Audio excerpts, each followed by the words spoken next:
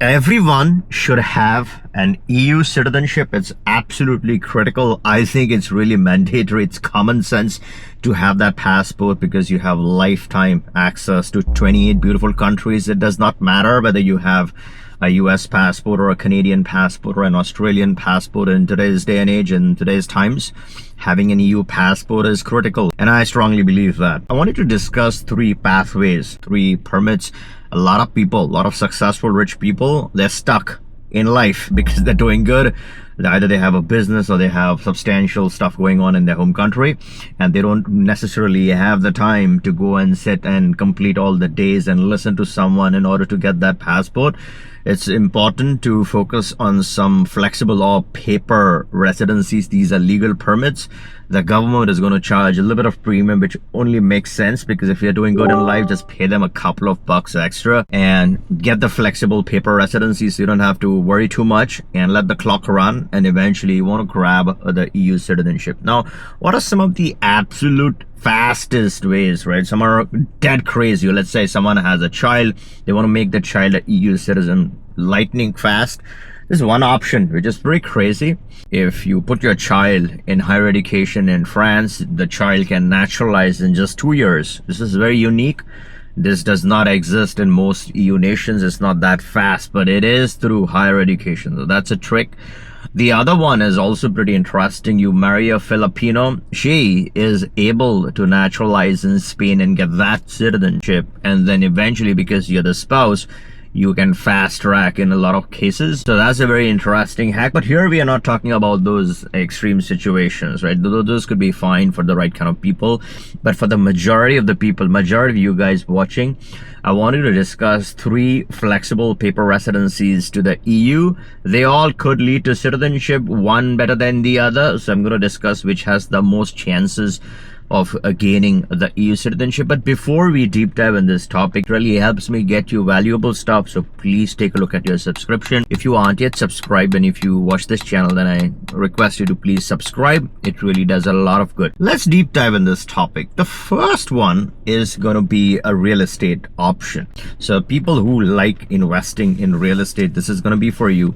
The second option is going to be a pure investment, not a real estate. It could either be stocks and bonds, or it could simply be interesting forms of investments. I'm going to discuss two ways of investing, not in real estate, right? Just purely investing in the country and being eligible for a flexible EU permit.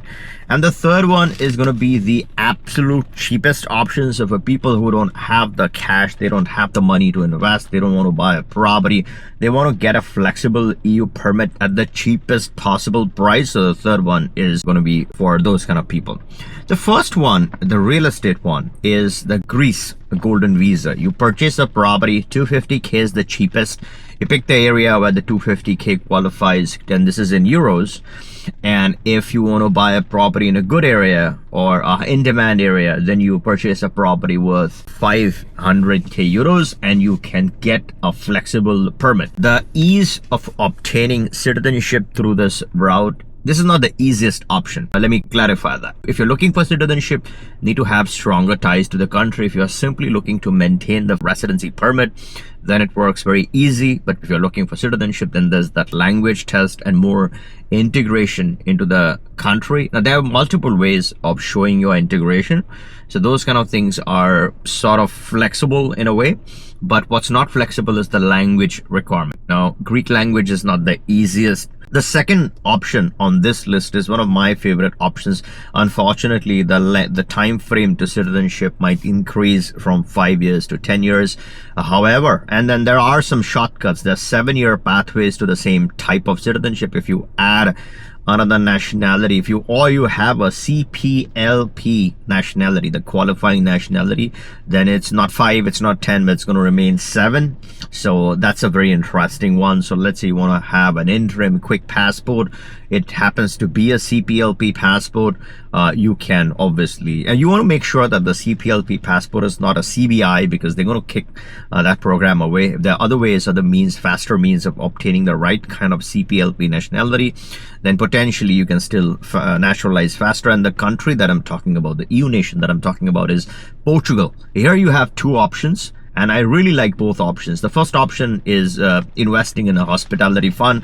So an indirect path to some sort of a real estate fund where one of the biggest developers in Portugal would fund the rest of the amount. So 325 you, 175k euros them, makes it 500. You become eligible. You get a lot of perks with this.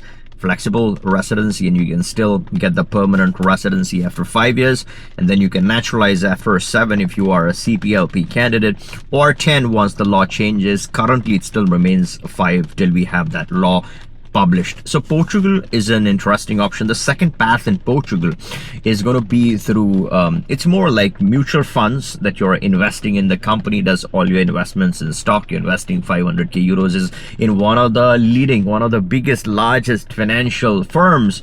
So you're secure, your money is secured, but you're depositing the 500k euros.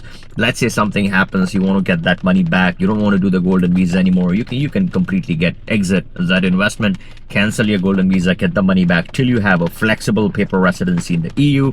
And unless you don't need those access to those funds, they're sitting and doing their thing, then in 7 years or 10 years or 5 years, whatever the case might be, you could naturalize and then get your money back. Anyways, you get the money back after 5 because you're going to shift to a permanent residency, which is a lot more flexible in terms of the physical presence, and then you naturalize whenever the right time comes.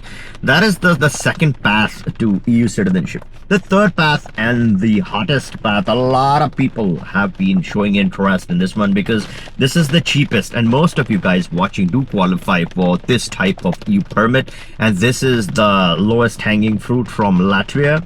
The entry point is extremely cheap, right? Might as well throw this money and get the golden visa.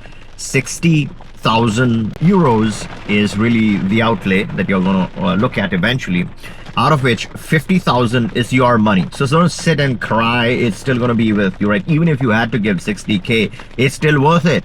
But here you're not even giving the 60k, only giving 10k euros in state fees, a one-time fee, and then you have a lifelong golden visa. You can keep renewing it, so it can go on for a lifetime. You can obviously naturalize in Latvia eventually. Naturalization will have a different rule set, but the residency itself, easy to renew, easy to manage, a flexible paper residency in the EU. So that's what you're looking for. And the 50,000 euros is deposited either in your own business. If you want to do the filings and the taxation through that business, the better choice, the ideal choice, is you deposit the 50,000 euros in one of the existing companies in Latvia. And we have good choices, 5 or 6 companies that you can choose from.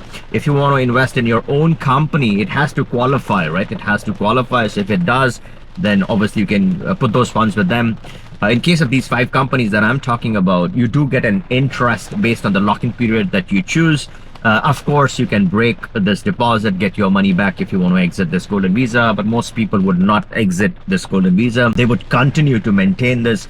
And people who are really crazy about the EU nationality, the EU passport, they will complete those requirements, get the citizenship at any point in time. If you are interested in any of these golden visas, we have teams for each. We specialize in getting this the fastest, right? So that's really the value add that we try to provide. We work with the top of the top, the best people in the business. If you are interested, always click the link, book a call. If you're also interested in either type of CP, there are only 2 countries that currently have the CPLP on sale. So if you are interested in that, we can get you covered. That's lightning fast.